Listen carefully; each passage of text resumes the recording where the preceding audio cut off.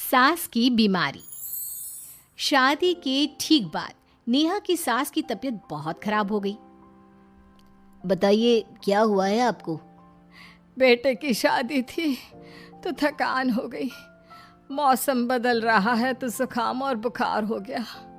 ऊपर से बहू के घर का खाना पता नहीं कैसा था कि पेट भी खराब हो गया। खाना तो बहुत बढ़िया था डॉक्टर साहब, सारे रिश्तेदार तारीफ कर रहे थे। रोहित की माँ इतनी कमज़ोर है कि जरा से में बीमार पड़ जाती है। डॉक्टर साहब आप सारी जांच करके देखिए, मुझे ऐसी क्या बीमारी है कि मेरी तबीयत ठीक ही नहीं रहती। फिलहाल तो ज़्यादा कुछ नहीं है, पहले आपके ज़ुकाम बुखार और पेट का इलाज कर लेते हैं, फिर बाकी के टेस्ट करवा लेंगे। अभी आप ये दवाइयाँ ले आइए। पिताजी मैं डॉक्टर साहब को छोड़कर और दवाइयाँ लेकर आता हूँ। माँ जी तो बीमार थी, इसलिए नेहा ने किचन संभाल लिया। माँ जी अब आपकी तबीयत कैसी है? पहले से ठीक है। आप बैठिए, मैं खाना लगाती हूँ। तेरे बाबूजी और रोहित ने खाना खा लिया? रोहित तो टिफिन लेकर ऑफिस गए हैं माँ, और बाबूजी ने खाना खा लिया है। आप शुरू कीजिए। यह क्या, खाने में इतना तेल इतने मसाले? अरे अभी अभी तो तबीयत ठीक हुई है मेरी, तुम क्या मुझे वापस बीमार करना चाहती हो? नहीं माँ जी, ऐसा नहीं है। क्या हुआ? देखो ये बहू ने कैसा खाना बनाया है। खाना तो बहुत ही स्वादिष्ट था। अरे मैं ये खाना खाऊंगी तो बीमार हो जाऊंगी ना। ओह हाँ, बहू को अभी पता नहीं ना तुम्हारे बारे में, रोहित समझा देगा उसे।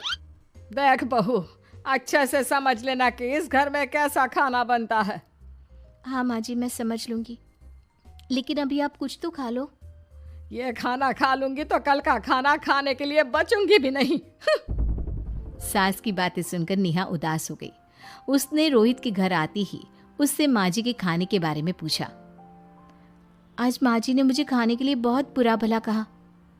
माँ को मसालेदार और तेल घी वाला खाना सूट नहीं करता, वो बीमार पड़ जाती हैं। ऐसी क्या बीमारी है माँ जी को? पता नहीं, आज तक कई डॉक्टरों को दिखाया, कितने टेस्ट करवाए, लेकिन कोई बीमारी पकड़ में ही नहीं आई। नेहा को कुछ समझ में तो नहीं आया, लेकिन उसने अपनी सास के हिसाब का खाना बनाना सीख लिया। माँ जी आज तो खाना ठीक है ना? खाना तो ठीक है, लेकिन ये मुआ रेडियो क्यों चल रहा है इतनी तेज आवाज में? वो माँ जी मैं अकेले काम करते करते बोर हो रही थी ना, तो टाइम पास करने के लिए चला दिया। तेरा इस टाइम पास के चक्कर में मेरा सर दर्द से फटने लगा है। तेज आवाज से मुझे माइग्रेन हो जाता है। सॉरी माँ जी, मुझे पता नहीं था। तुम्हें जब तक सब पता चलेगा तब तक मैं तो भगवान के पास ही पहुंच जाऊंगी। नहीं नहीं, ऐसा मत कहिए ना माँ जी। अब मैं कहीं भूख से ही ना मर जाऊं। खाना मेरे कमरे में रख दो। बेचारी नेहा, उस दिन उसे बहुत दुख हुआ। नेहा तुम रो क्यों रही हो? आज माँ जी ने मुझे बहुत बुरा भला कहा, मैं तो सिर्फ रेडियो सुन रही थी। ओहो, तुम माँ की बातों का बुरा मत मानो, उन्हें तेज आवाज से सर दर्द होने लगता है, दर्द की वजह से बोल दिया होगा कुछ। लेकिन मुझे तो ये सब पता ही नहीं था ना, इसलिए बाबूजी ने मुझे पहले ही फोन करके सब कुछ बता दिया, और मैं तुम्हारे लिए ये हेडफोन लाया हूँ। अब तुम अपने गाने भी सुन सकती हो और माँ को परेशानी भी नहीं होगी। ये सिर्फ एक बात का हाल है, लेकिन माँ को तो हर चीज से परेशानी है। अब क्या कर सकते हैं, माँ बीमार ही इतनी रहती है। लेकिन माँ को ऐसी कौन सी बीमारी है? तुम्हें बताया तो था, किसी भी डॉक्टर को माँ की बीमारी समझ में नहीं आ रही। अब तुम भी ये सब सोचना छोड़ दो, ये हेडफोन लो और अपने पसंद के गाने सुनो। रोहित के गिफ्ट से नेहा की एक परेशानी तो दूर हो गई, लेकिन उसके मन में कई सवाल खड़े हो गए। आज मैं देर से उठाऊं या तुम जल्दी उठ गई? वो माँ जी को कल रात भर सर दर्द हुआ ना, तो जल्दी उठकर उनकी जगह मैंने पूजा कर दी। अरे वाह, अच्छा अच्छा, हे भगवान, ये किसकी करामत है? ये तो माँ जी की आवाज है। चलो चल के देखते हैं। क्या हुआ माँ? अच्छा, यह घर में गुलाब कौन लाया? मुझे नहीं पता, मैं तो अभी उठा हूँ। माँ जी आप कल रात भर सो नहीं पाई, तो मैंने जल्दी उठकर पूजा पाठ किया। घर में फूल नहीं थे ना, तो मैं बाजार से गुलाब के फूल ले आई। नेहा, माँ को गुलाब के फूल की एलर्जी है। अब मुझे ये कैसे पता होगा? अच्छा, तुझे कुछ पता नहीं तो तू वही काम क्यों करती है जिससे मेरी तबीयत खराब हो जाए? रोहित के बाबूजी, ये बहू मेरी जान लेना चाहती है। माँ जी, मुझे ऐसा करके क्या मिलेगा?